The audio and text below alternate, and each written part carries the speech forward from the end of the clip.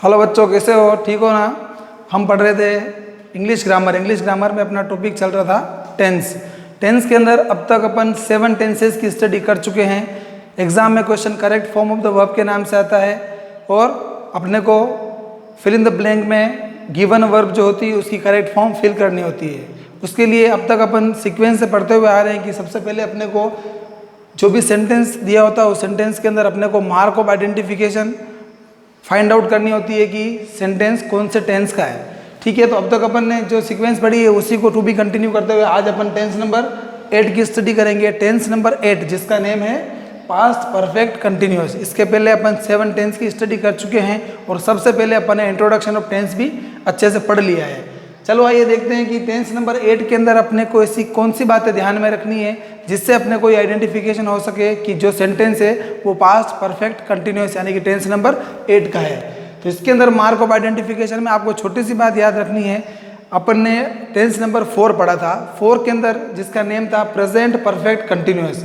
Present perfect continuous के अंदर मैंने आपको वीडियो के एंड में ये बात बोली थी कि इसी तरह से हम टेंस नंबर 8 और टेंस नंबर 12 पढ़ेंगे, क्योंकि उसके अंदर भी कुछ सिमिलर बातें थी और सिमिलर बातें इसमें भी मिलेगी। और अगले आने वाला 12 नंबर का टेंस जिसका नेम है फ्यूचर परफेक्ट कंटिन्यूअस।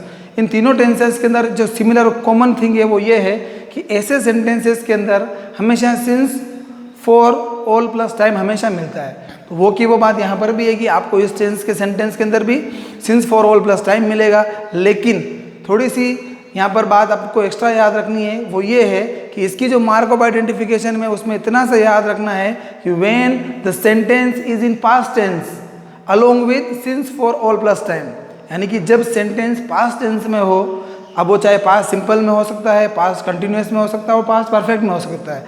तो when the sentence is in past tense along with since for all plus time, जब सेंटेंस पास्ट टेंस में है और उसी के साथ साथ उस सेंटेंस के अंदर अगर अपने को since for all plus time अगर मिल जाता है तो उस कंडीशन में हम जो करेक्ट फॉर्म फिल करेंगे वो टेंस नंबर 8 की फिल करेंगे और 8 का नेम है प्रेजेंट परफेक्ट कंटिन्यूअस। और उस कंडीशन में अपनी करेक्ट फॉर्म बनेगी had been plus V1 plus ING इसलिए यूज़ करना क्योंकि मैंने आपको पहले बताया था कि कोई भी कंटिन्यूअस टेंस होता है तो वहाँ पर वर्ब की ING वाली फॉर्म का यूज़ किया जाता है। यहाँ पर अपना टेंस का नेम है पास्ट परफेक्ट कंटिन्यूअस और पास्ट परफेक्ट कंटिन्यूअस है, इसलिए V1 प्लस ING अप्लाई करना है मेन वर्ब के तौर पर और हेल्पिंग वर्ब जो हो जाएगी अपनी हैड बीन।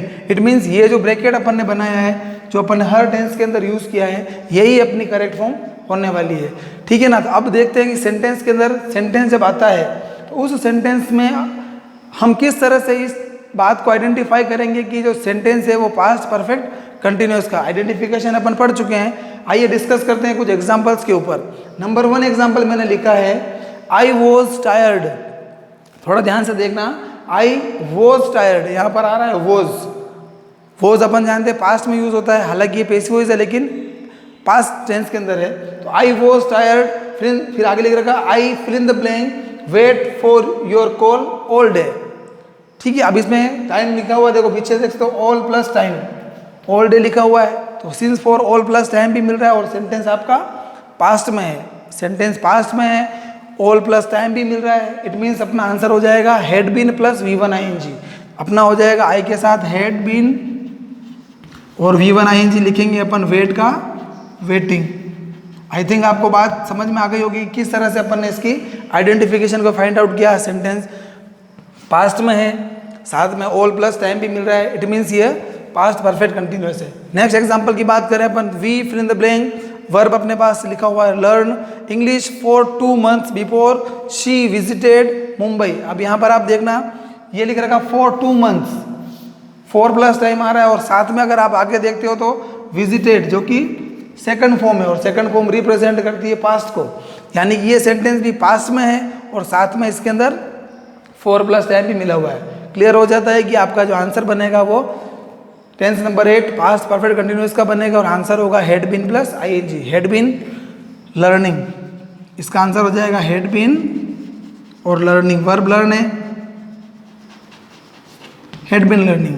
तो 2 सेंटेंस से आपको अब तक काफ़ी कुछ समझ में आ गया होगा। एक फाइनल एग्जाम्पल और देख लेते हैं, ठीक है ना? लास्ट एग्जाम्पल अपना है she fill in the blank verb है live in this house for last 2 years। अब यहाँ पर भी आप देख सकते हो कि 4 आ रहा है लास्ट भी आ रहा है और 20 ईयर्स भी आ रहा है, यानी कि पास्ट की पहचान भी है और 4+ टाइम भी है। अगेन वही वाली बात, अगेन अपना आंसर हो जाएगा टेंस नंबर 8 यानी कि हैड बीन और वर्ब हो जाएगी लिविंग।